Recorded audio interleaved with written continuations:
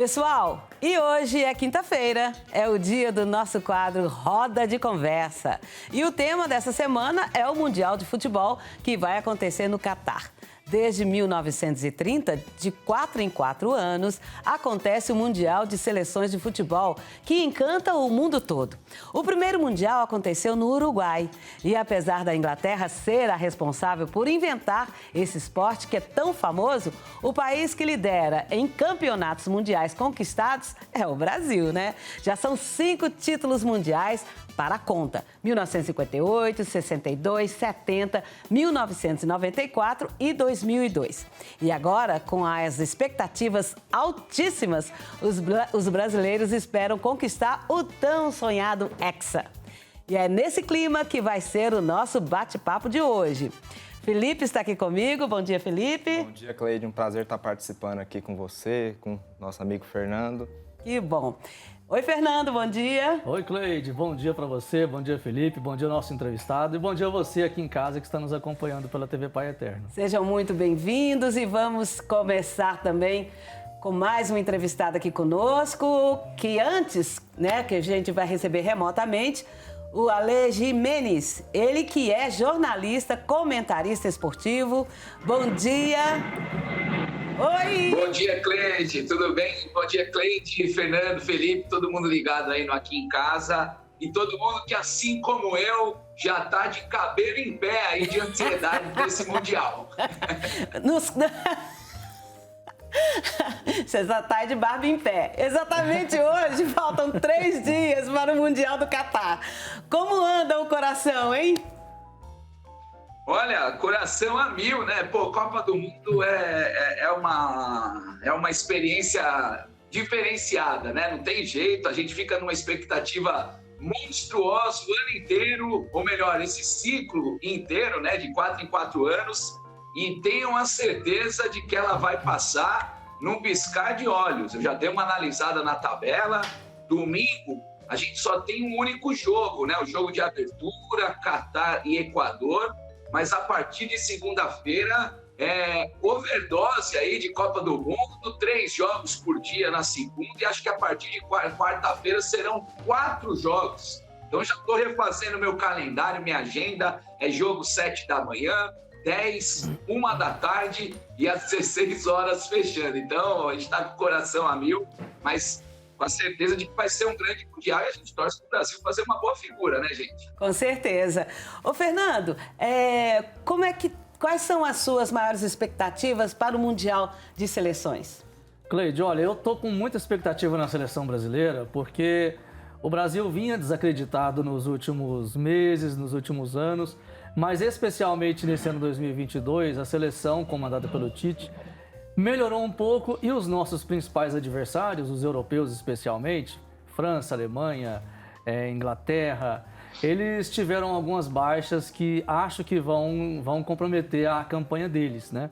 Nós temos a falta da Itália, que não se classificou, né, que é a nossa grande rival também, e a Alemanha, depois daquele 7-1 em 2014, também está muito em baixa. Então eu acredito muito no Brasil, acredito que o Tite tem a equipe na mão, o Neymar voltou a jogar bem, e a gente tem uma equipe que no ataque funciona muito bem, a defesa muito boa, muito bem postada. Então eu acredito muito, sabe, que o Brasil tem tudo para trazer esse Hexa pra gente. O Felipe, que já está aqui todo de verde e amarelo, quero ouvir você também sobre essa seleção do Tite. O que você achou? Cleide, eu imagino que o Brasil esse ano tem tudo para ser campeão. A gente pega como exemplo, o nosso amigo Fernando falou, das seleções europeias um pouco fragilizada. A gente pega, por exemplo, a França, que perdeu 4 titulares, né?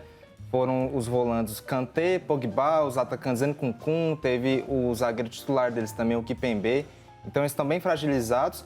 A Alemanha e a Espanha são outras seleções que já foram campeãs, mas que não prometem tanto a ponto de ser uma pedra no sapato do Brasil. Na minha opinião, o Brasil, por estar num grupo tecnicamente difícil, ainda tem muitas chances imensas de conquistar esse Hexa, trazer esse Hexa para cá. Que maravilha! E as aberturas dos mundiais de seleção, elas costumam ser um show de sucesso. Existe alguma expectativa para essa abertura, Fernando? Olha, Cleide, eu acredito que mais pela questão do Catar não ter participado de nenhuma competição antes, então tem essa questão de a expectativa muito grande por parte deles.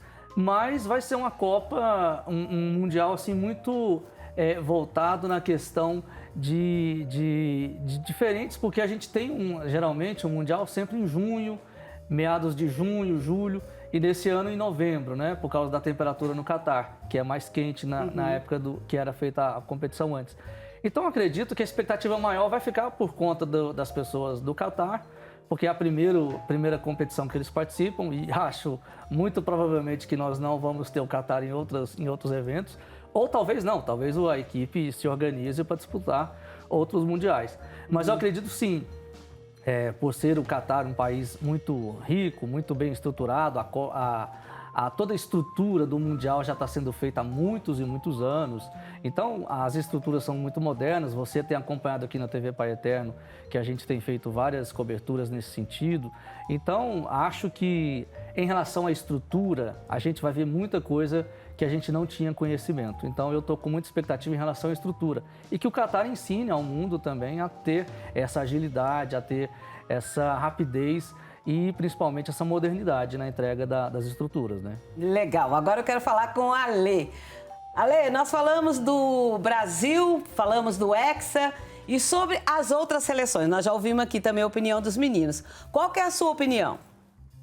O Cleide, só para colocar um pouco mais de acrescentar uma informação legal sobre essa Copa do Catar, por que ela está sendo em dezembro?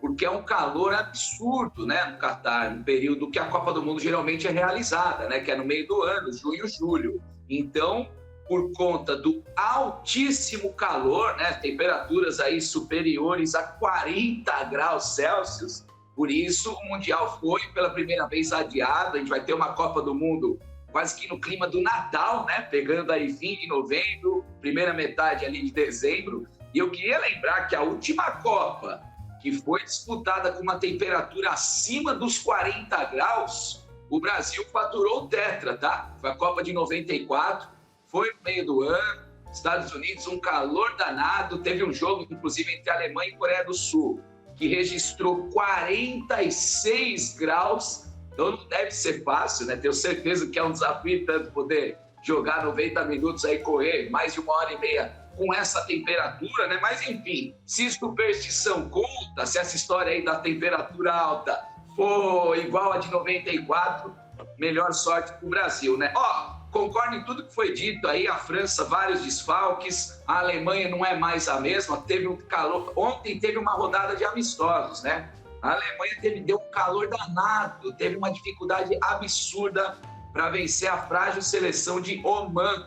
Foi só 1-0 para a Alemanha, então isso já dá um pouquinho do que pode pintar aí nesse Mundial. Algumas seleções que a gente tem uma expectativa muito grande podem acabar naufragando, né? Tem uma história da França que é Copa sim, Copa não. Uma Copa é a Copa extraordinária e a Copa seguinte é a Copa do vexame. A França ela nem participou em 94, nem conseguiu se classificar para a Copa, mas em 98 foi campeã. Em 2002 caiu na primeira fase. Em 2006 foi para a final, perdeu para a Itália. Em 2010 caiu na primeira fase, ficou atrás da África do Sul.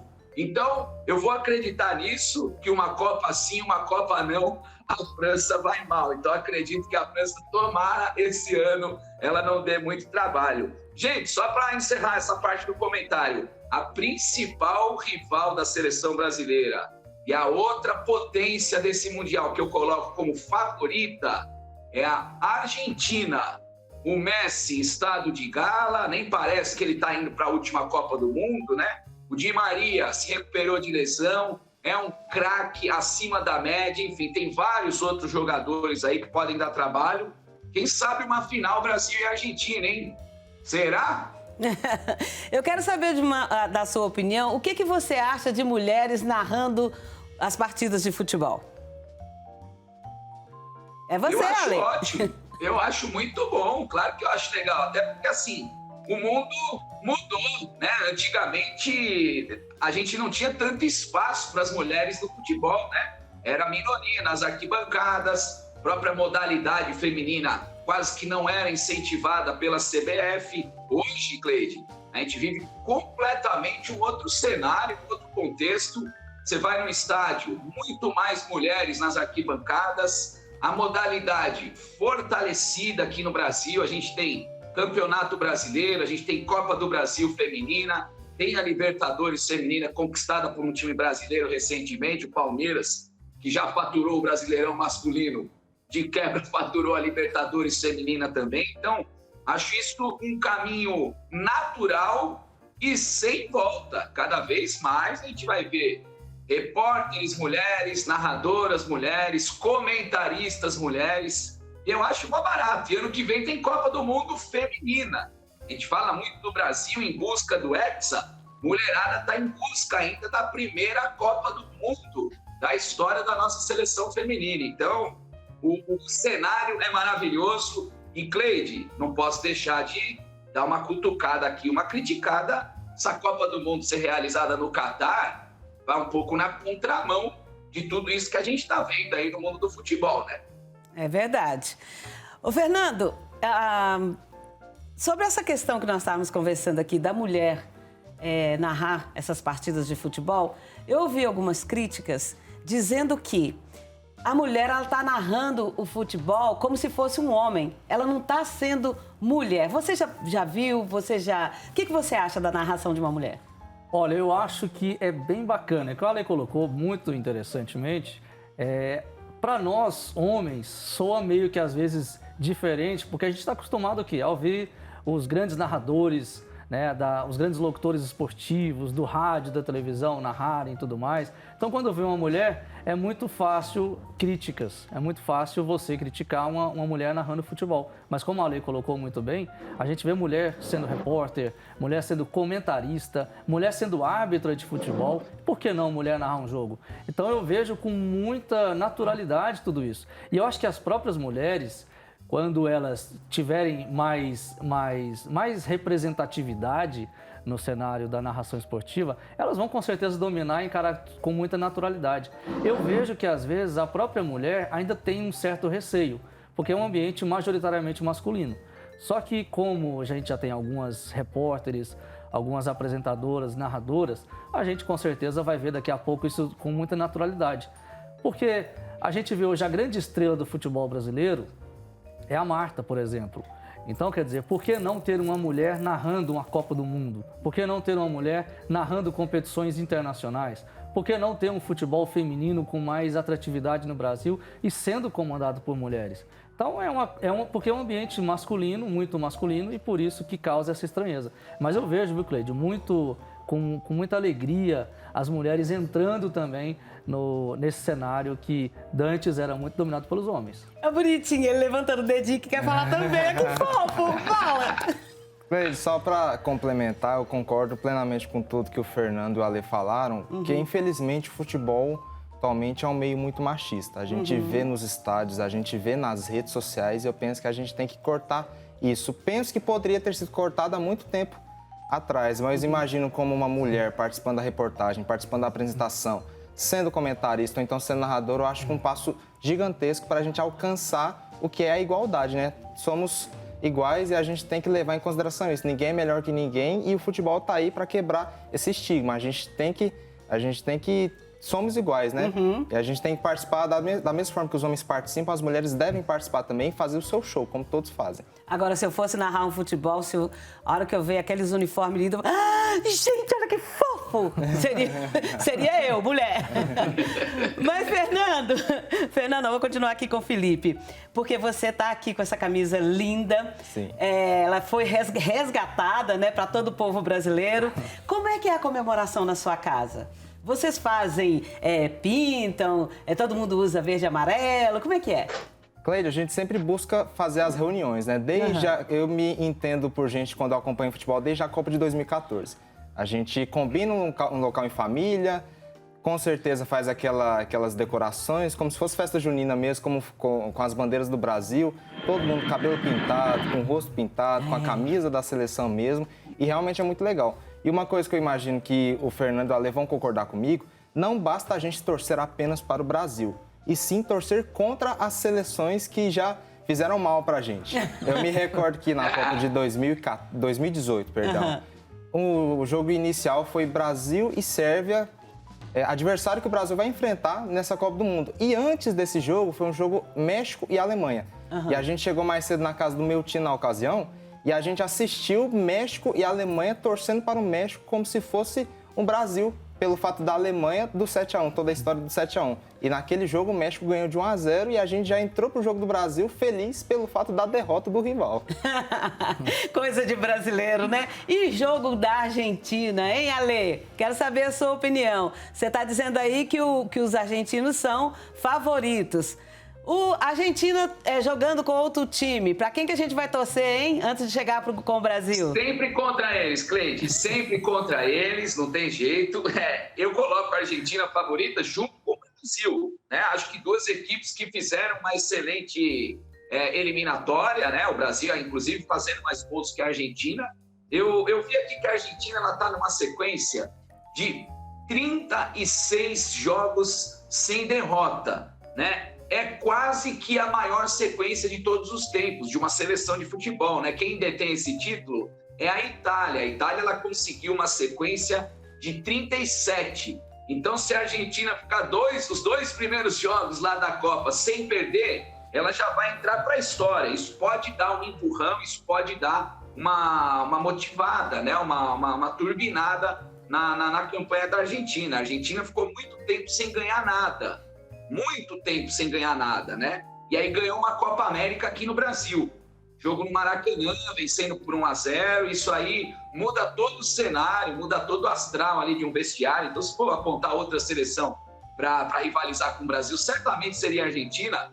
Mas eu concordei muito com esse papo aí da gente se vingar de 1 por 1. Então, assim, se a gente relembrar, né, das últimas Copas, vamos começar pela França, que nos eliminou em 2006 e deu-lhe uma sapatada no Brasil na final da Copa de 98. Odeio tem isso. A Holanda, que eliminou o Brasil em 2010. E tem a Alemanha, que foi a maior vergonha da história do esporte brasileiro, que foi aquele 7-1. Não podemos esquecer da Bélgica também, hein? Se der para pegar 1 por 1, vai ser lindo. Pois é, eu tenho um cachorrinho que se chama De Bruyne, ele já foi convocado. Ih, olha lá. Craque, hein? Também potencial aí, jogador que pode fazer a diferença aí nessa Copa do Mundo. Ele já estava muito bem em 2018, foi dele o gol da vitória da Bélgica contra o Brasil, né? Naquele chute de fora da área, mas ele segue jogando muito bem, viu, Cleide? Joga com um time forte da Europa, o Manchester City, é treinado para muitos, o melhor treinador do planeta, o Pep Guardiola. Então, olho na Bélgica, é um time encardido e um time que já ganhou do Brasil, né? Um time que já bateu na gente, então a gente olha bem com aquele pé atrás. Na sua avaliação, quem que vai ser a revelação desse time aí do Tite? Olha, o bom desse time do Brasil, até o que mais chamou a atenção, são 9 atacantes, né, na lista dos convocados. Por isso que, para muitos, foi uma injustiça o Tite não convocar o Gabriel Barbosa, o Gabigol, né? Pô, como assim? São 9 atacantes e não teve uma vaguinha pro Gabriel Barbosa, né? Mas é que, gente, a concorrência ela é muito grande mesmo, é uma concorrência feroz. E o que pesou na visão do Tite foi o retrospecto no futebol europeu. Acho que isso pode ter feito falta para o Gabigol, que não foi bem mesmo na aventura que ele teve pela Europa, ao passo que todos os outros concorrentes dele estão jogando bem na Europa. Né? São os casos ali do Richarlison, está muito bem ali no Tottenham, tem o caso do Gabriel Jesus, o Arsenal, até outro dia líder do campeonato inglês. O Brasil tem jogadores jovens e muito habilidosos nas pontas, né? Tem Vinícius Júnior. Eu, se fosse para citar um jogador, eu citaria o Vinícius Júnior, viu, Cleide? Vinícius Júnior fez uma senhora temporada ali com a camisa do Real Madrid, ganhou o título mais importante do mundo do futebol, que é a Champions League, fez o gol na decisão. Então, boto fé que o Malvadeza possa ser aí o destaque jovem dessa Copa do Mundo e, lógico, com vários outros talentos aí que podem ajudar o Brasil a conquistar esse Hexa. Ale, foi um prazer enorme falar com você. Acho que aí, para a semana que vem, no meio desses jogos, ainda a gente vai se falar de novo, ok? Eu que agradeço, Cleide. Prazer participar do Aqui em Casa. Um abraço para o Fernando, para o Felipe, todo mundo que está sintonizado aí, ligadinho na TV Pai Eterno. Forte abraço e vamos Brasil, rumo ao Hexa. Eu acredito, hein? Eu acredito e acho que vai dar certo pra gente. Abração. Um abraço, obrigada. Antes de terminar aqui com os meninos, Felipe, fala aí rapidinho, quem é a estrela dessa seleção? A estrela, com certeza, na minha opinião, é o Neymar. Eu acho que ele vai chegar nessa Copa para fazer a diferença junto com seus companheiros de ataque, né? Tem o Richarlison, como o Alestou, o Vinícius Júnior, Tem o Rafinha, que está jogando muito também, que já estava jogando antes no Leeds, que era o antigo time dele, agora ele está no Barcelona. Mas creio eu que a estrela não só do Brasil, da Copa, será o Neymar Júnior. Concorda, Fernando? Eu concordo, mas faço uma ressalva. Eu acho que o Neymar, ele precisa aproveitar essa Copa do Mundo, porque é a última Copa que ele vai ter em grande fase, né? Em grande destaque. Então, eu acredito que essa é a última oportunidade do Neymar. Agora, realmente, o Vinícius Júnior está jogando muita bola. O Gabriel Jesus melhorou, ele sempre foi muito contestado na seleção brasileira, mas ele agora, nesse ano, ele começou a deslanchar e eu espero que ele encontre, enfim, um bom futebol na Copa do Mundo, porque ele precisa, de fato, de mostrar que veio na seleção brasileira. Ele não atua bem na seleção, então talvez essa seja a grande oportunidade. E com certeza o Vinícius Júnior é um jogador que tem se destacado muito, né, ultimamente, é o grande nome do futebol brasileiro lá fora. Então, acredito muito no potencial dele. Richarlison também está arrebentando. Eu acredito que essa mescla de jovens com jogadores mais experientes vai trazer muita alegria para o futebol brasileiro, não só nesse Mundial agora do Catar, mas nas próximas edições também. Olha, gente, depois que vocês dois vieram aqui hoje e depois de falar com a Ale, eu tô super empolgada, nós vamos ganhar. Tem certeza. Muito obrigada pela presença dos dois. Bênçãos do Pai Eterno para vocês, viu? Obrigada mesmo. A gente que agradece pela oportunidade rumo ao Hexa. Foi muito bom estar aqui, um prazer realmente nosso. Nossa, foi legal, né?